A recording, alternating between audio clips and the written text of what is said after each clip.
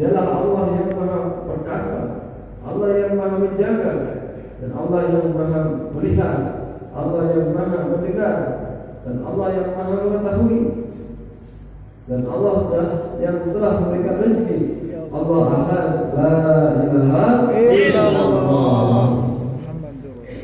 Allah SWT ciptakan 7 lapis langit, 7 lapis bumi, dan Allah ciptakan bulan, bintang, angin, hujan, ya, pegunungan, lautan, ya, air terjun, ya, ada pepohonan, rumputan. Inilah semuanya ciptaan Allah Subhanahu wa Ta'ala.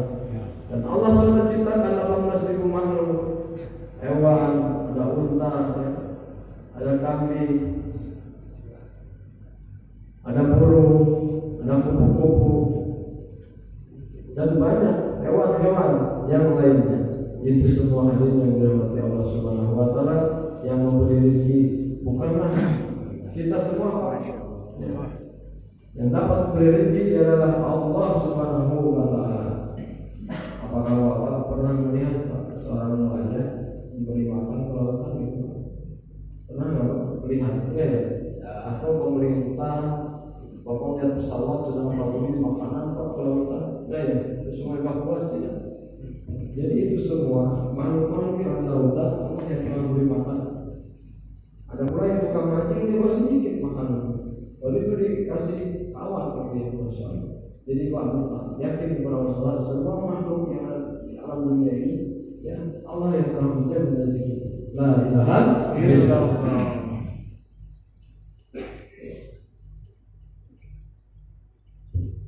Beliau katakan jemaah orang yang taat kepada Allah SWT maka itu pula bahagiaan di dunia mendapatkan di kubur, akan mendapatkan nikmat kubur di akhirat, akan mendapatkan kesuksesan, dan Allah akan masukkan dia ke dalam surga yang selama-lamanya.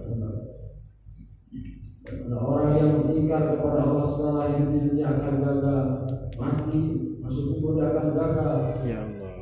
Dan di akhirat dia akan diseret ke dalam neraka Jahanam yang selama-lamanya. Ya Allah, ya Allah.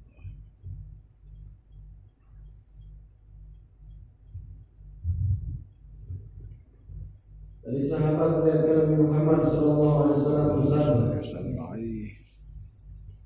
di mana iqamah dikumandangkan, maka pintu-pintu langit akan dibuka, ya Allah. Dan doa-doa Allah akan kabulkan. Masya Allah. Ketika iqamah dikumandangkan, pintu langit terbuka dan doa-doa kita akan dikabulkan. Seorang penabu menyampaikan Subhanallah. Dari sahabat Nabi Muhammad sallallahu alaihi wasallam bersabda, barang siapa sholat karena Allah Subhanahu wa Ta'ala selama 40 hari dan tidak tertinggal takbir pertama, maka Allah SWT akan tuliskan baginya 2 kebebasan. Yang pertama, bebaskan dia dari neraka. Ya Allah, ya Allah. Yang kedua, Allah bebaskan dia dari sifat guna. Ya Allah. Seorang yang tuli memahami akan janji-janji Allah SWT. Karena ketika kita tidak melaksanakan sholat berjamaah yang zuhur, asar, dan subuh, kita belum ada jaminan, Pak.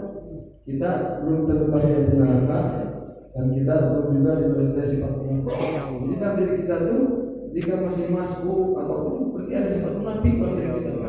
Ini seorang tuli menyampaikan, Pak. Ya Allah. Masya Allah.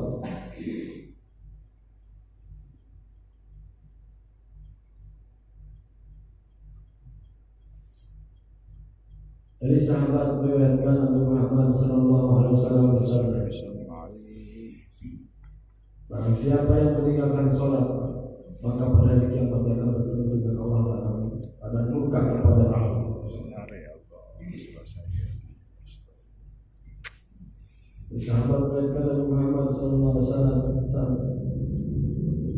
iman kepada 70 cabang,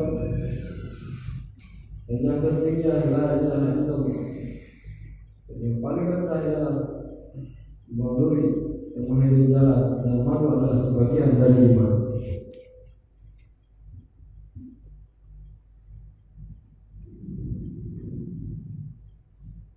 Dari sahabat meriwayatkan Nabi Muhammad sallallahu alaihi wasallam bersabda,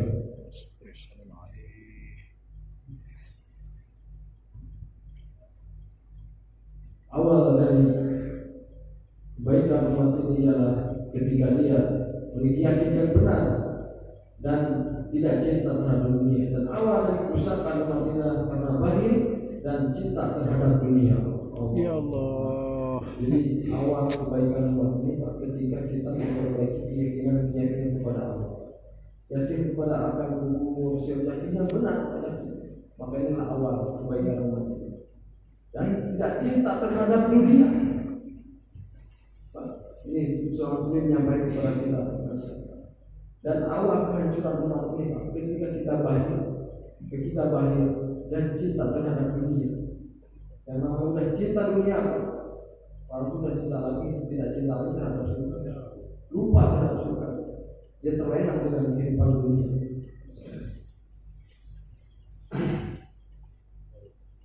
Dari sahabat meriwayatkan Nabi Muhammad sallallahu alaihi wasallam bersabda,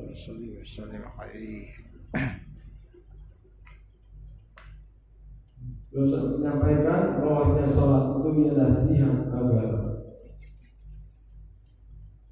Dari sahabat meriwayatkan Nabi Muhammad sallallahu alaihi wasallam bersabda, barang siapa yang di akhir hayatnya mampu mengucapkan kalimat la ilaha illallah akan menjadi masuk surga. Allah Akbar. Kemudian mulai cerita. Saya menyampaikan suatu kisah di zaman baginda Rasulullah SAW. Dia bersunnah dengan baginda Rasulullah SAW mengucapkan salam. Assalamualaikum warahmatullahi wabarakatuh. Waalaikumsalam warahmatullahi wabarakatuh. Ada apa? Wahai Allah, maaf ya Rasulullah, sesungguhnya saya minta izin dan sholat di rumah. Kata Rasulullah tidak mengapa, karena ujian Rasul tahu boleh suara penggunaan netra. Tapi setelah itu tidak lama kemudian datang orang kecil itu berkata kepadanya, apa kamu sudah menanyakan bahwasanya mendengar suara panggilan azan? Kalau dia berikan wajib, saat itu Rasulullah memanggil kembali Abdullah dan dia bertemu kembali. Dan dia menanyakan, bertanya, apakah kamu mendengar suara azan? Bisa mendengar suara azan? Bisa saya katanya Rasulullah, bisa mendengar. Wajib begitu kamu datang ke masjid untuk melaksanakan sholat berjamaah.